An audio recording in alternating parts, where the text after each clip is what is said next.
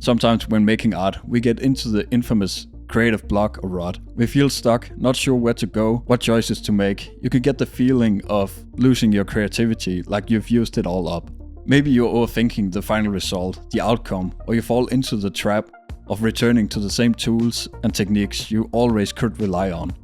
But suddenly, it doesn't work. We need to disrupt our patterns, and there are plenty of techniques to do just that. Brian Eno, together with Peter Schmidt, developed Oblique Strategies to solve exactly some of these issues. Rick Rubin has some great techniques he has used for musicians to break the mold that leaves you blocked. So let me just say, there are many opinions on creative block. Some will argue that it's not even real, but I want to cover different approaches to creativity, because we don't all work in the same way. So for the sake of this video, creative block is a real thing. If you're making creative work, you have most likely experienced or at least heard of creative block or writer's block. You've hit a wall, no clue how to move on, where to go or take what you are working on. There are many ways to combat a creative block. Some techniques might work for you, some might not. So let's dive into some of the techniques you can use to get you out of that hell.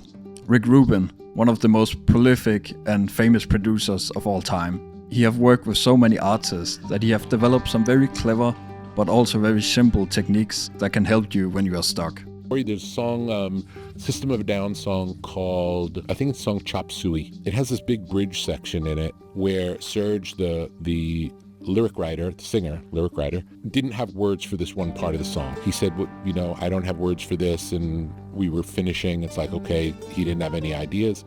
And I said, okay, pick a book off the wall. Picked a book randomly off the wall. I said, open it to any page. Tell me the first phrase you see.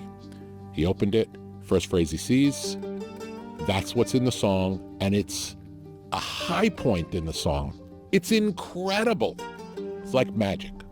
I love this story because it seems like such a ridiculous approach to creative work, where we usually want to be in control, be the one who makes all the creative decisions, all the time. Both Rick Rubin and Brian Eno talks a lot about this idea of letting go. Observe your surroundings, treating creative work almost as a form of meditation or mindfulness, where the harder you try, the more impossible it is. But letting go or allowing input from random sources, like flipping through a random book and paragraph, you might end up finding exactly what you need. Alertness is the single quality that I want. So actually noticing where we are now rather than where we hoped we would be or thought we ought to be or whatever, but where we actually are now. Brian Eno, who is a musician, visual artist, writer, and overall creative genius, developed something called Oblique Strategies. It's these small cards with somewhat random sentences and prompts that are designed to disrupt your thinking or try something new. Eno has said that the cards introduces an element of randomness to break the mold, and that breaking that mold is the role of art. Because art is supposed to be new, to be challenging what has previously been done.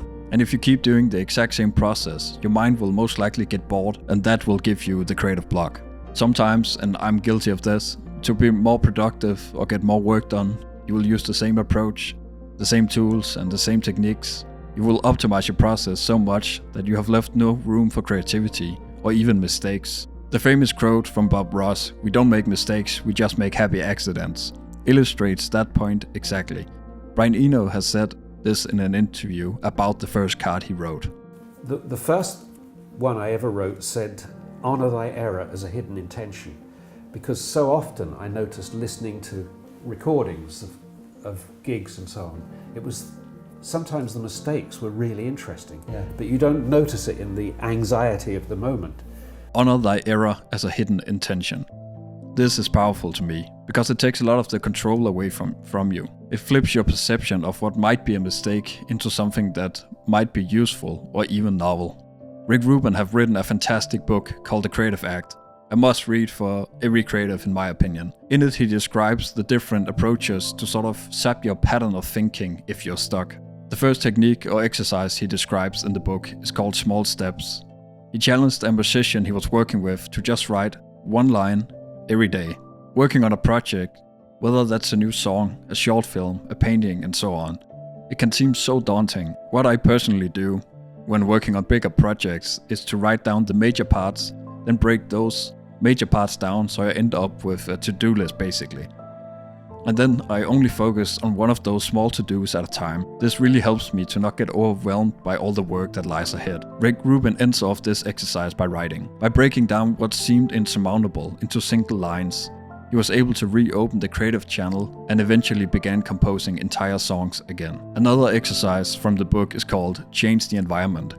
He writes, "Other shifts we have experimented with include having a singer hold the microphone instead of standing in front of it, and recording early in the morning instead of at night. To access a greater degree of variation, one vocalist chose to hang upside down while singing.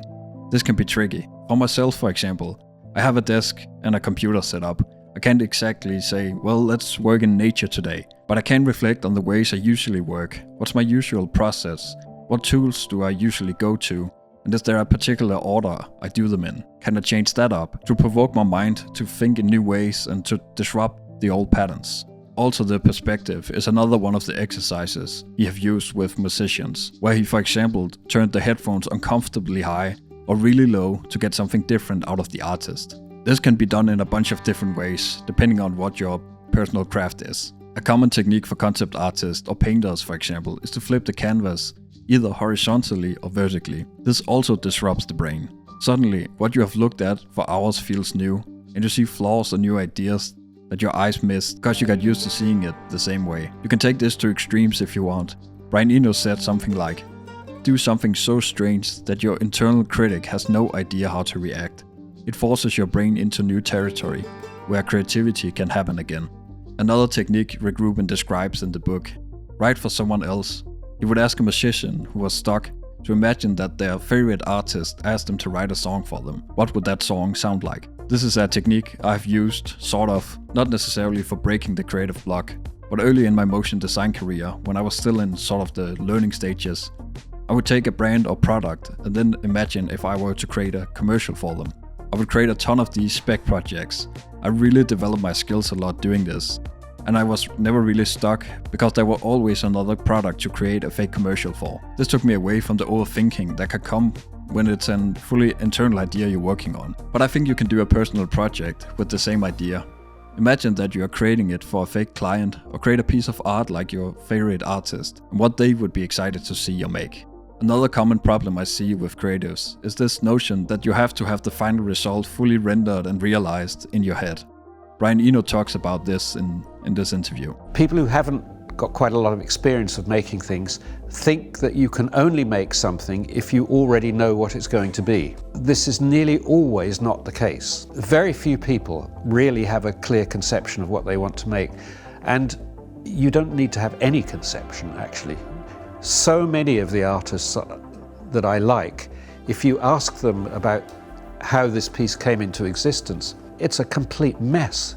There was no coherent framework.